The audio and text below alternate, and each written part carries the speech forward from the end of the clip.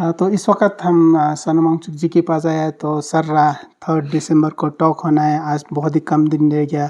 तो क्या लगता है इस बार के टॉक में कुछ नतीजा निकलेगा? क्योंकि आपने काफ़ी यहाँ से एपेक्स के साथ यहाँ से पदयात्रा किया, उसके बाद दिल्ली में जो हुआ सबको पता है, उसके बाद जो टॉक के लिए एमएजे तैयार हो गया। जी, आज से 1 हफ्ता है पूरा, जो कि ज़्यादा नहीं है, एक तरह का काउंटडाउन शुरू हुआ है और ये मैं समझता हूँ कि बहुत ही अच्छा मौका है सरकार के लिए भी और लद्दाख के लोगों के लिए भी कि वो इसको सुलझा लें और फिर लद्दाख की तरक्की और लद्दाख की भलाई के लिए काम कर पाएँ, क्योंकि इस मसले के वजह से बहुत सारे चीज़ें रुके हुए हैं। तो हमारी उम्मीद यही है कि दोनों तरफ से बहुत विश्वास के साथ, आशाओं के साथ मिलेंगे, जुड़ेंगे और नतीजे निकलेंगे। हालांकि मैं इस टॉक्स में नहीं हूँ, हमारा रोल ये था कि इस टॉक्स के लिए माहौल बनाना और टॉक्स को शुरू करना। तो वो अब हो चुका है। अब जिम्मेदारी हमारे एपेक्स बॉडी ले और केडीए कारगिल और केंद्र सरकार के जो नुमाइंदे हैं उनकी बनती है कि इसमें से बेहतरीन हल निकले और जल्द निकले, क्योंकि ये किसी के भी हित में नहीं है और ये बहुत, अगर नहीं निकलता है तो बहुत लंबा चलता रहेगा, जिसमें लद्दाख की तरक्की भी रुकेगी, हमारे यूथ के उनके मसले हैं रोज़गार के, उसी तरह सरकार के लिए भी एक सीमावर्ती क्षेत्र, बॉर्डर एरिया में ऐसे हालात चलते रहें, ये अच्छी बात नहीं है। इसलिए पूरी उम्मीद है हमारी कि दोनों तरफ बहुत खुले दिल से और पॉजिटिव रवैये से अपना वो शुरू करेंगे मुजाहरा। सर, जो यूटी मिलने के बाद 5 साल निकल गया, फिर कई rounds of 2-3 rounds of talk भी हो चुका है। 2-3 नहीं, 10-12 राउंड। हाँ, सॉरी, 10-12 राउंड। तो तब भी कुछ नतीजा नहीं निकला। यही तो, ये बहुत हैरानी की और दुख की बात है। ऐसा होना नहीं चाहिए था, क्योंकि सब कुछ साफ था। लद्दाख के हित को ख्याल में रखते हुए ऐसा हमें बताया गया था कि लद्दाख को यूटी दी गई है और फिर 6 शेड्यूल में इसका संरक्षण होगा। ये तो हर जगह वायदे किए गए, इलेक्शंस में भी। और फिर डेमोक्रेसी की, जहाँ तक लोकतंत्र की बहाली की बात है, वो तो सब लोग उम्मीद कर रहे थे और मांग भी यही थी, यूटी विद लेजिस्लेटिव असेंबली। मगर बाद में पता चला कि वो नहीं है, जबकि कश्मीर में है। तो किसी भी इलाके से आज तक पूरे हिंदुस्तान के इतिहास में, तारीख में कभी भी ऐसे जगह जहाँ पर कोई हक है उसे वापस नहीं छीना जाता है। अगर आप अपने तरफ से एमएलएज चुन के बेचते थे तो वो पीछे नहीं जाता है। डेमोक्रेसी ज़्यादातर, पंचायत है तो आपको काउंसिलर्स मिलेंगे, काउंसिलर्स हैं तो एमएलए मिलेगी, पीछे को नहीं जाता है। तो जैसे जम्मू कश्मीर में ऐसा हुआ, मगर अभी बहाल कर रहे हैं, स्टेटहुड भी बहाल होगा। तो वही पैमाना लद्दाख के साथ भी होना चाहिए था। लद्दाख से चुन के जाते थे असेंबली में, तो ये हक था लद्दाख के लोगों के पास अपने नुमाइंदे असेंबली में चुनने का। तो अब लद्दाख में देना कोई बड़े मुश्किल की बात नहीं है, बल्कि अफसोस की बात होगी अगर एक इलाके को, एक इतने ज़रूरी इलाके को बिना जमहूरियत के, लोकतंत्र के रखा जाए। तो इसलिए ये किसी के भी हित में नहीं होगा।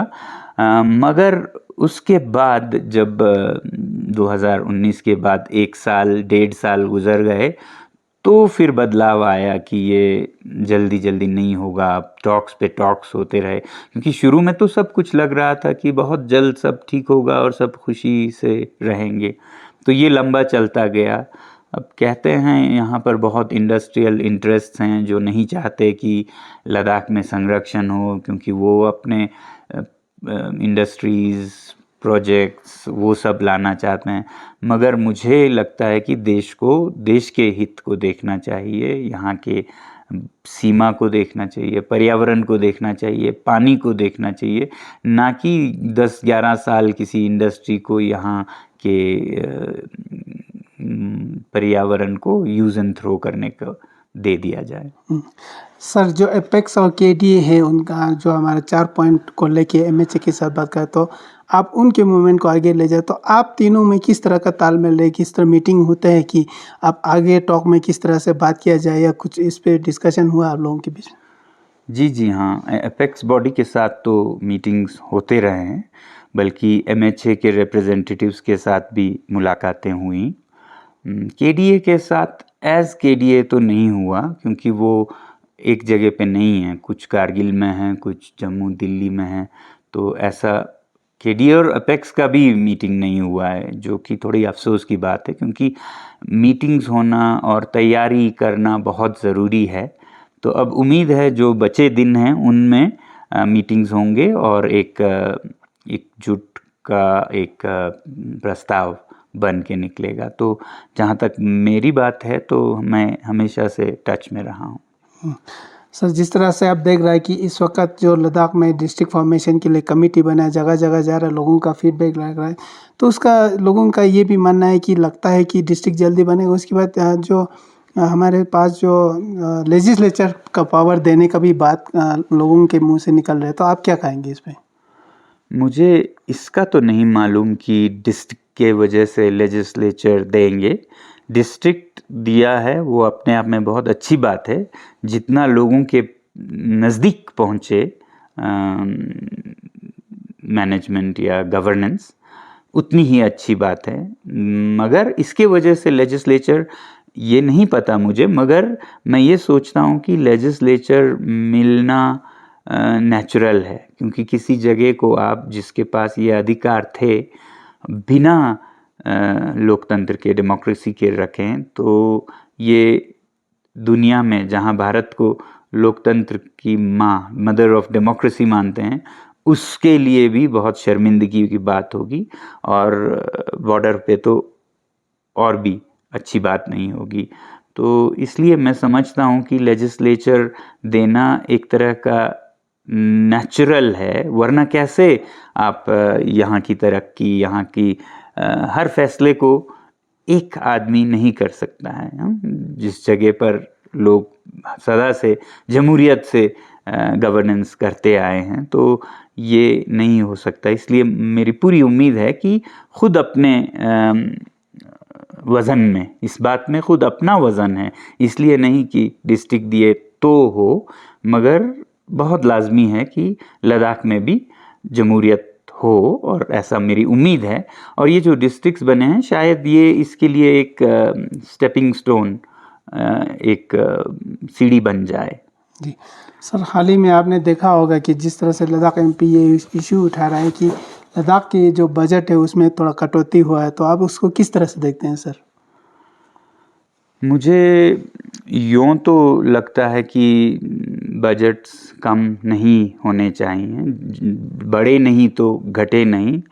तो इस पे मैं भी हैरान हूँ कि क्या सरकार लद्दाख को किसी बात का सज़ा दे रही है या कोई इशारा कर रहे हैं या क्यों ऐसे बजट काटा जा रहा है। ख़ासकर जो हिल काउंसिल के बजट्स हैं जो कि आम गांव के लोगों के ज़िंदगी से जुड़ी है। बाकी जो यूटी का बजट है उसमें हो सकता है क्योंकि बड़े बड़े प्रोजेक्ट्स हैं, उसमें बहुत से रोड्स और उनके हैं, कुछ अगले साल हो, ऐसा हो सकता है। मगर जो हिल काउंसिल का पहले से ही थोड़ा सा है, यूटी के बजट का 10% से भी कम है, उसको काटना, हाँ मैं हैरान हूँ। सर रिसेंटली हमने देखा कि आप हिल काउंसिल जो एरियाज़ में हिल काउंसिल है वहाँ पर जाके कुछ फंक्शन अटेंड किया, उसके बाद कुछ पेपर्स में भी आया कि हिल काउंसिल एरिया में करप्शन बहुत है, तो उसको आप किस तरह से देखते हैं सर? क्योंकि इनका लोगों का मानना है कि जो 6 शेड्यूल एरियाज़ में जो करप्शन बहुत उसमें बढ़ जाता है। आप नॉर्थ ईस्ट की बात जी जी जी बिल्कुल।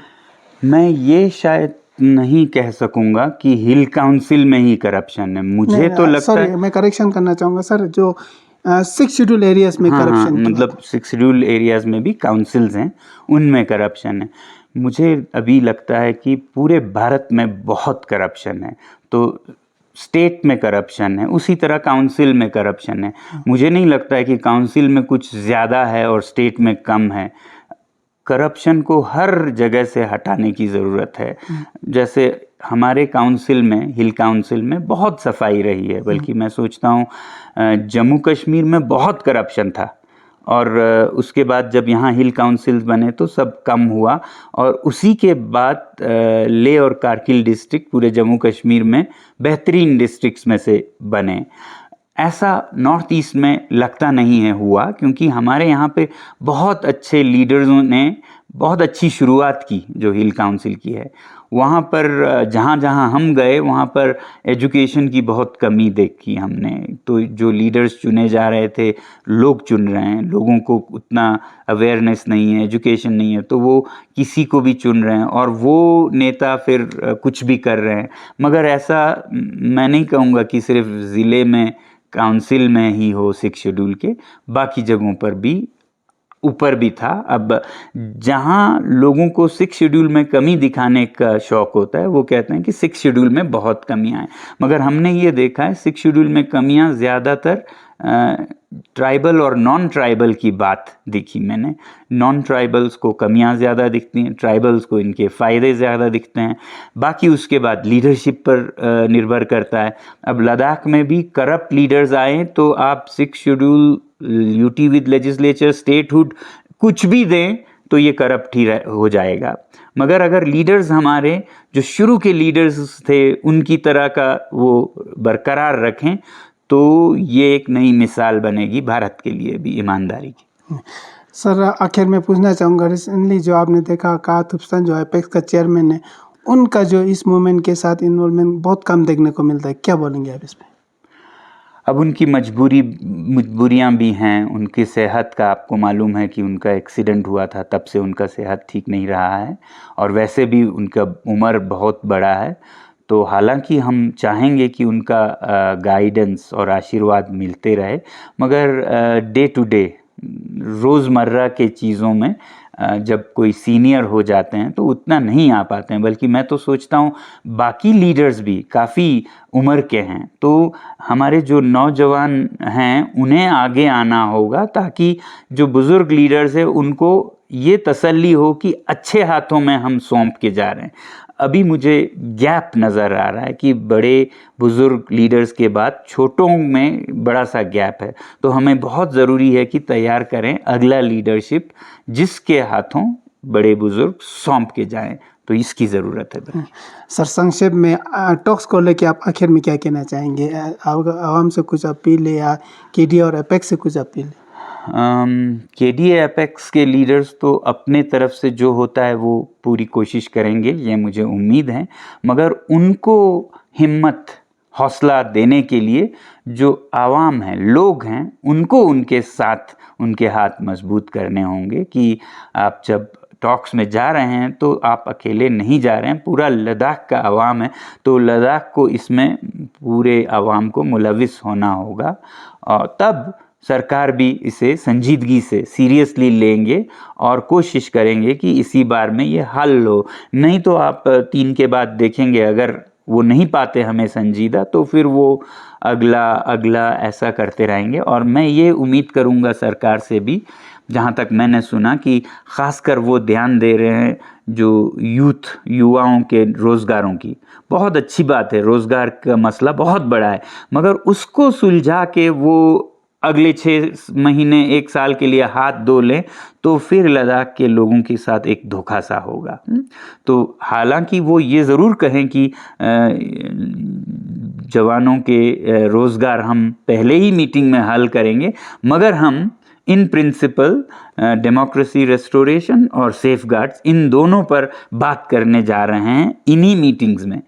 तब फिर लद्दाख में लोगों में इत्मीनान होगी, संतुष्टि होगी कि सभी चीज़ों पे बात किया जाएगा। नहीं तो हो सकता है लोगों में फिर इसे एक सफल टॉक्स नहीं माने। बहुत बहुत धन्यवाद सर। तो ये थे कासोनम वांगचुक जिन्होंने अपने विचार रखा जो 3 दिसंबर के टॉक्स को लेके MHA के साथ। मैं और मेरे साथी सोनम रिंचन, नेटवर्किंग के लिए।